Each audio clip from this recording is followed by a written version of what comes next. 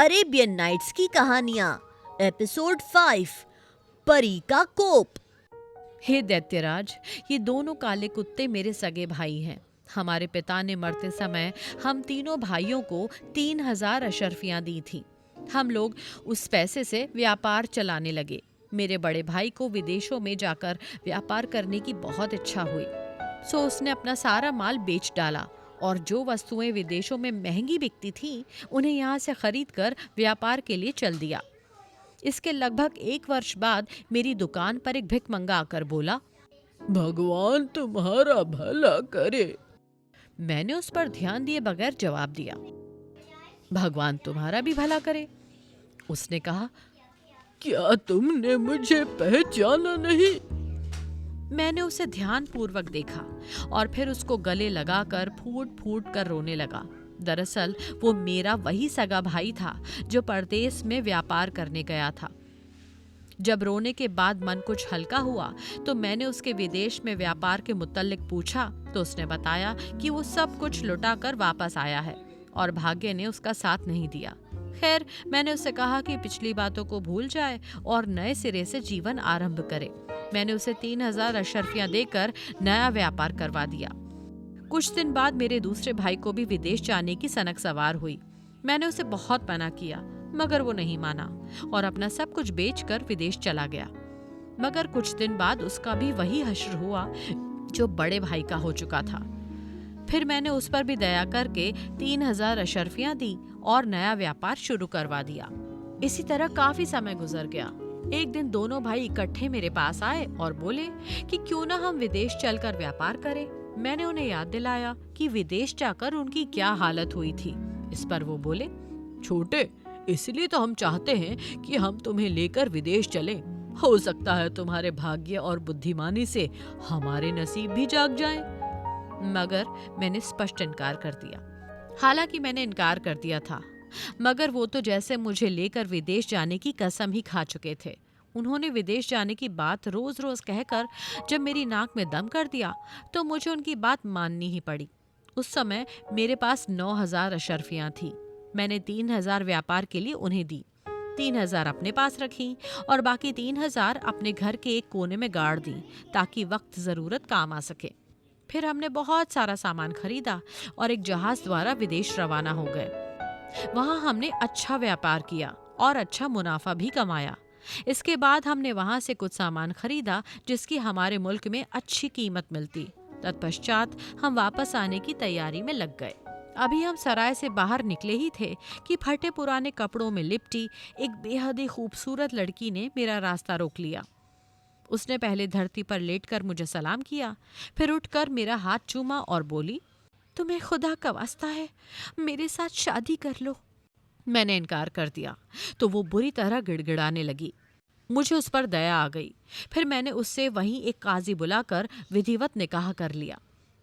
उसके बाद हम जहाज द्वारा अपने मुल्क के लिए चल दिए। जहाज में ही मुझे पता चला कि मेरी पत्नी खालिस खूबसूरत ही नहीं, ज़हीन भी थी। मेरा उसके साथ प्रेम बढ़ता ही जा रहा था। ये देखकर मेरे भाइयों को मुझसे जलन होने लगी। पता नहीं उनके मन में क्या था कि एक रात उन्होंने हमें जहाज से उठाकर समुद्र में फेंक दिया। तब मुझे पता चला कि मेरी पत्नी के पास कुछ अलौकिक शक्तियां भी हैं, क्योंकि उसके प्रभाव से हम डूबे नहीं। उसने मेरा हाथ पकड़ा और पलक झपकते ही एक टापू पर ले गई। वहां ले जाकर उसने मुझे बताया कि वो एक परी थी और मुझ पर मोहित होकर ही उसने मुझसे शादी की थी। फटे पुराने कपड़े उसने इसलिए धारण किए थे कि वो मेरी परीक्षा लेना चाहती थी कि मुझ में गरीबों के लिए दया भाव है या नहीं। फिर उसने बताया कि मेरे भाइयों के मन में कपट है और अब वो उन्हें जीवित नहीं छोड़ेगी। उसकी बातें सुनकर मुझे आश्चर्य तो बहुत हुआ, मगर भाइयों की मौत की बात सुनकर मैं डर गया और मैंने उससे निवेदन किया कि वो मेरे भाइयों को कुछ न कहे। यदि वो चाहे तो उन्हें कोई और दंड दे दे, मगर जान से न मारे। फिर उसने पलक झपकने भर की देरी में मुझे मेरे देश में मेरे घर की छत पर पहुंचा दिया और खुद गायब हो गई। मैं दूसरे दिन से ही अपने कारोबार में लग गया। जो 3,000 अशर्फियां मैंने गुप्त रूप से छुपा कर रखी थीं, ऐसे में वो मेरे बहुत काम आईं। अब हर दिन मुझे अपने भाइयों का इंतज़ार रहता। एक दिन शाम को मैं जैसे ही घर लौटकर आया तो इन दो काले कुत्तों को अपने आंगन में बंधे देखा। ये भी मुझे देखते ही मेरे कदमों में लौटने लगे। मैं हैरान था कि मेरे घर में ये कुत्ते कहाँ से आ गए। तभी वो परी हाजिर हुई और बोली, घबराओ मत, ये दोनों कुत्ते तुम्हारे भाई हैं। मैंने इन्हें 10-10 साल के लिए इसी योनि में डाल दिया है। हे दैत्यराज, अपने इन्हीं भाइयों के साथ मैं इधर से गुजर रहा था कि मैंने इन्हें यहाँ बैठे देखा तो रुक गया। अब बताओ, तुम्हें मेरी ये कहानी पसंद आई या नहीं? अगर पसंद आई तो इस व्यापारी की 1/3 सजा और माफ करो। दैत्य ने कहा, वाकई तेरी कहानी बड़ी अद्भुत है। परी ने तेरे भाइयों को सही सजा दी। मैं खुश होकर व्यापारी का अपराध 2/3 भाग भी माफ करता हूँ। उन दोनों की कहानी समाप्त होने के बाद तीसरा वृद्ध बोला, हे दैत्यराज, अब अगर इजाजत हो तो मैं भी अपनी कहानी सुनाऊं, मगर मेरी भी वही शर्त है। अगर आप कहानी पसंद आने पर व्यापारी की सजा को माफ कर दें तो बहुत अच्छा होगा। ठीक है। दैत्य ने उसकी बात स्वीकार कर ली। तब वृद्ध ने अपनी कहानी आरंभ की। हे दैत्यराज, मेरे साथ जो ये गधी आप देख रहे हैं, ये मेरी पत्नी है। मैं एक व्यापारी हूँ। एक बार मैं व्यापार के लिए परदेश गया। जब मैं 1 वर्ष के बाद लौट कर आया तो मैंने देखा कि मेरी पत्नी एक हबशी गुलाम के पास बैठी हास विलास और प्रेमालाप कर रही है।